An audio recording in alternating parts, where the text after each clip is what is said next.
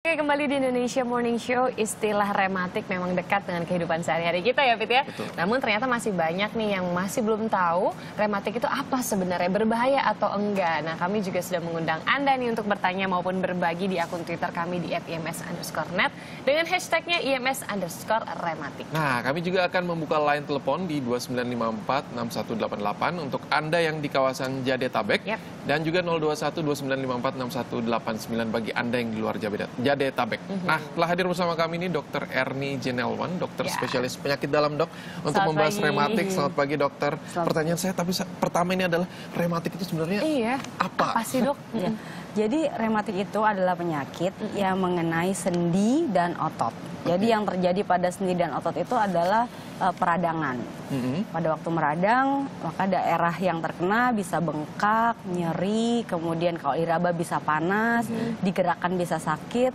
Jadi keseluruhannya itu mengenai sendi dan otot itu disebut sebagai penyakit rematik. Sebenarnya penyebab utamanya rematik itu pemicunya apa sih, Dok? Ya, memang penyakit rematik harus dibedakan dulu. Apakah ini yang diakibatkan oleh faktor yang sudah dibawa dari orang tersebut, jadi udah punya bakat untuk mengalami sakit ini, atau yang terjadi akibat pola hidup tertentu, atau yang terjadi akibat proses degenerasi dengan bertambahnya usia misalnya, atau bisa akibat aktivitas tertentu yang menimbulkan cedera, misalnya pada atlet itu bisa bagian otot atau sendinya tuh berbeda dari orang yang tidak latihan secara berlebihan.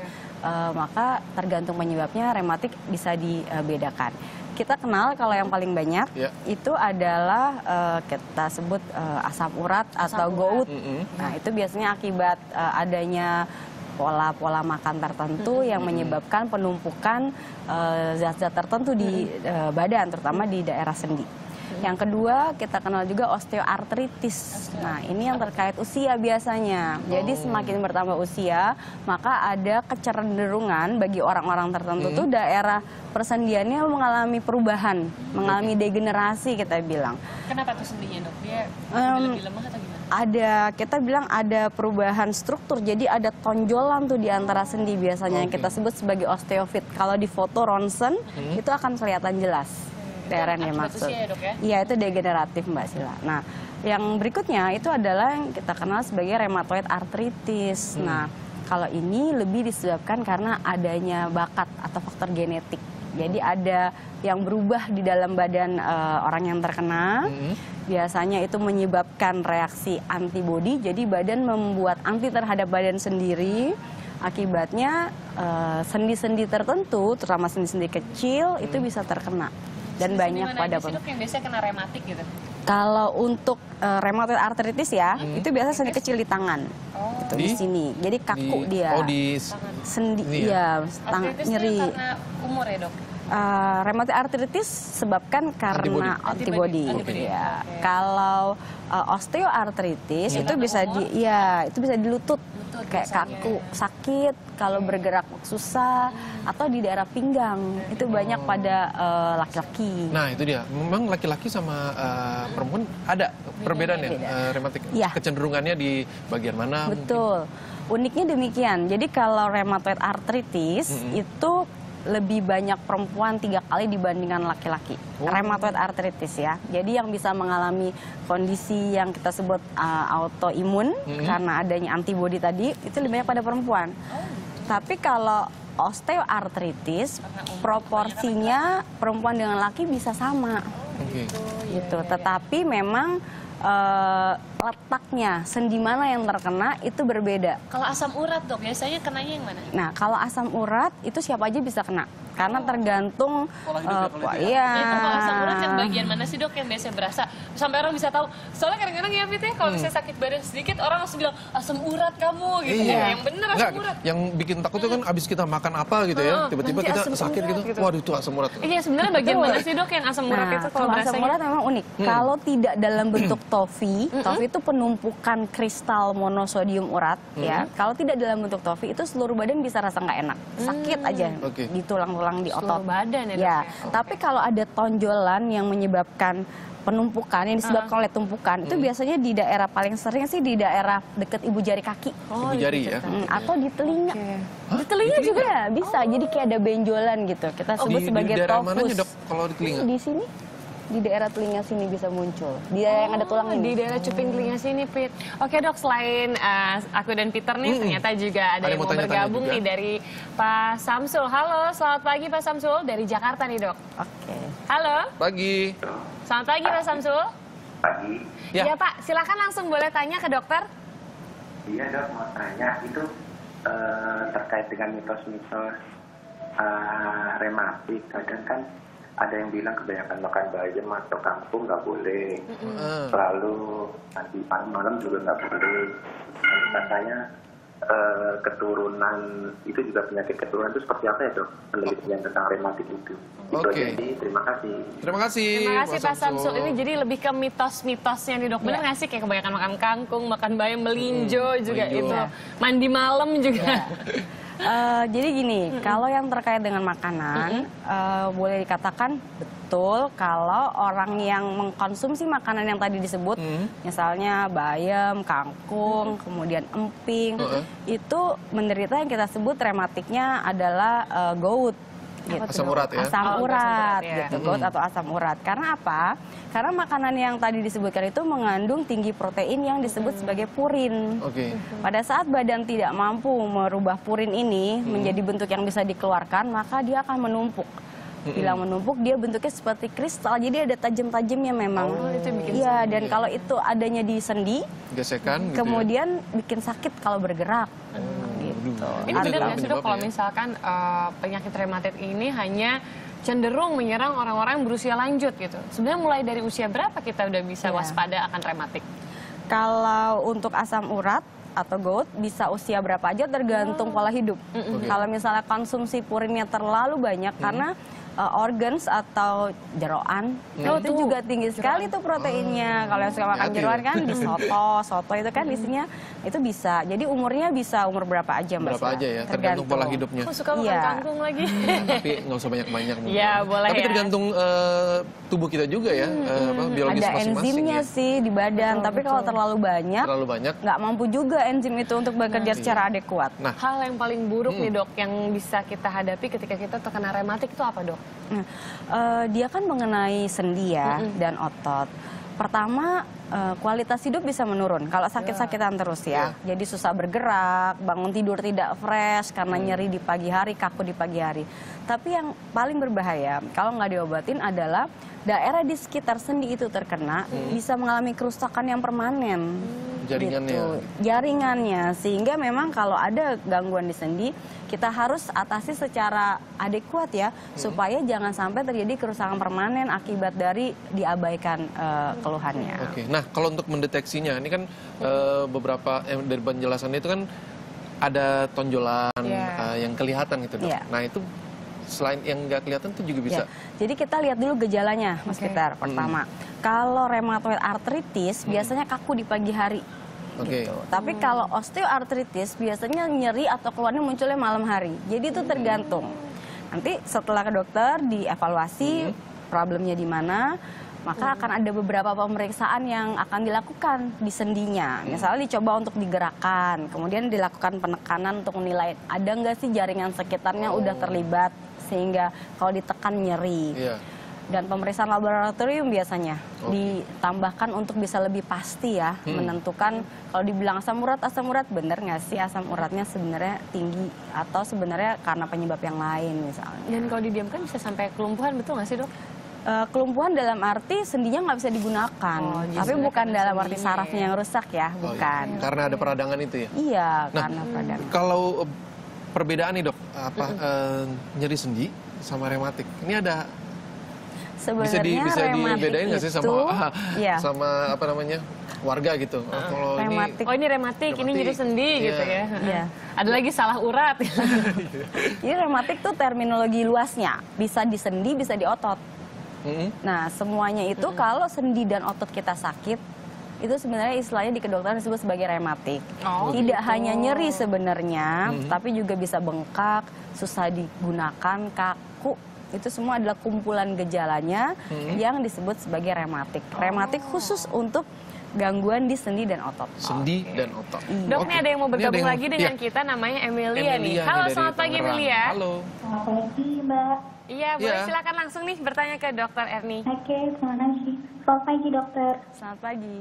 Iya, dokter, aku cuma mau tanya tentang bentuk pengkristalan yang menumpuk di kaki. Tadi ketika dokter bilang, ketika kita salah makan yang menyebabkan asam uratnya meningkat, itu kan akan menimbulkan penumpukan kristal di kaki ya, dok ya. Dan bentuknya itu tajam dan ketika kita injek itu sakit. Ya, nah, yang aku mau tanya, once kita minum obat untuk pengobatan asam urat, apakah obat itu hanya akan menghilangkan rasa sakitnya, atau akan menghancurkan si kristal-kristal itu dan nanti akan tumbuh lagi ketika kita salah makan lagi? Kok ngeri gitu dengernya, kok kristal tajam-tajam. Oh, ini kayak kambuhan gak sih gitu, Dok? Nah, gimana caranya itu ya? Iya gitu, dokter. Oke. Oke, Emilia, terima kasih. Terima kasih Emilia. Gimana, Dok? Saya jawab ya. Jadi pertama gini, kalau kita makan protein yang berlebihan yang kita sebut sebagai purin tadi, Iya. maka uniknya protein ini di dalam tubuh akan dibentuk dalam bentuk seperti kristal. Kristal itu kan bentuknya di bawahnya tajam tuh. Iya. Nah, maka bukan kalau diinjak sakit, tapi struktur kristal ini di jaringan di dalam badan kita tuh akan menimbulkan rasa tidak nyaman berupa nyeri karena kan ada tajam-tajamnya. Apalagi kalau bergerak. Tambah Gesekan deh. gitu ya? Iya, bergerak, kita gunakan sendinya untuk berjalan dan lain sebagainya. Bahkan kadang tidak bergerak aja kalau jumlahnya sangat banyak. Ini kan strukturnya udah cuma segini. Pada sesuatu di situ bertambah di dalam, maka dia akan menimbulkan kompresi kan, Kompresi. tekan. Dan kalau tajam-tajam jadi terasa sakit. Nah, kembali ke pertanyaannya, kalau minum obat bisa nggak sih kristal ini menghilang atau cuma nyerinya aja yang membaik? Tergantung obatnya. Jadi kalau sedang nyeri akut, maka yang diberikan adalah obat penghilang nyeri dulu. Setelah itu harus diturunkan kadar purinnya ini atau asam urat yang tinggi itu dengan obat. Dia bisa turun, Bisa. turun, bisa kemudian keluar, bisa hilang. Tapi kalau udah dalam bentuk benjolan biasanya kumpul di situ tuh, udah bisa permanen tuh. Dan harus di situ. dioperasi gitu, Dok ya? Ya, tapi bisa, tapi nggak harus karena biasanya letaknya tuh estetika sih memang nggak bagus ya, mengganggu karena ada oke. tonjolan gitu. Kadang pakai Sebenarnya sepatu bisa disembuhkan susah. nggak sih, Dok, rematik ini? Rematik bisa disembuhkan tergantung penyebabnya. Pada kasus rheumatoid arthritis yang kita bisa sebut terkontrol dengan obat karena bisa tidak hilang karena kan antibodi ya. Tergantung ya. Iya, mungkin tadi ada satu Mas Peter yang belum dijawab tentang mandi malam hari. Oh iya, mandi Iya, benar nggak sih, itu Dok? kan, Benar nggak Kita itu? sering mandi malam. Iya, ya. itu. Waktu kan penting suka banget. Iya, jadi nggak memang jelas. gini, sendi kalau meradang Iya. itu kan daerah sendi tadi udah sempit ya strukturnya, terus ada pembengkakan, jadi ada penekanan luar biasa. Kalau mandi malam hari dingin, kemudian pakai airnya juga dingin misalnya, maka sensasi dingin ini akan makin mengerutkan kapsul sendinya, maka makin ketekan, jadi makin nyeri.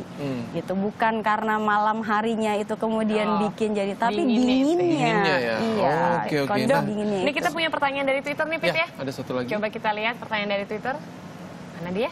Tadi ada penelepon, sekarang kita lihat Yang sudah dari Twitter di berpartisipasi Indonesia lewat Twitter. Morning Show.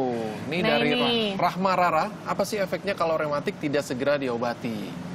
Apa Dan dok? Nah, ini boleh sekalian dua sekalian pertanyaan dua ya. Makanan apa aja yang nggak boleh dimakan buat penderita rematik? Kebetulan nenekku penderita rematik, kedinginan kakiku sakit, emang rematik gitu. Nah ini, kalau kedinginan kakiku suka pegel, kalau kedinginan kakiku suka pegel sama sakit, emang itu ya rematik? Nah gimana ini, Dok? Oke, yang pertama. Yang pertama ya. Kalau nggak diobatin ya. Kayak tadi ya udah dibahas ya sebenarnya. Ya, rematik kalau nggak diobatin ya itu kualitas hidup pasti terganggu. Nggak nyaman kan kalau pada sakit Jalan badan. susah Nah, gitu ya. repotnya kalau orangnya misalnya gemuk ya, terus tidak ada upaya merubah modifikasi lifestyle-nya, maka kalau sendi kita ngomong osteoartritis, sendi di lutut nih pada wanita yang gemuk misalnya, terus masih jalan-jalan kan harus bergerak ya, maka ketekan terus, lama-lama sendi ini bisa rusak secara permanen. Oh, itu dia. Itu bahayanya. Jadi kerusakan permanen bisa terjadi kalau tidak diobati secara baik. Makanan yang nggak boleh kalau rematik, pantangan Ya, apa, jadi Dok? memang yang pertama Tadi yang- makanan diklasifikasikan purinnya tinggi, protein tinggi atau tengah-tengah atau rendah. Nah, kalau protein yang tinggi mungkin boleh seminggu sekali aja, nggak usah Oke. tiap hari. Oke.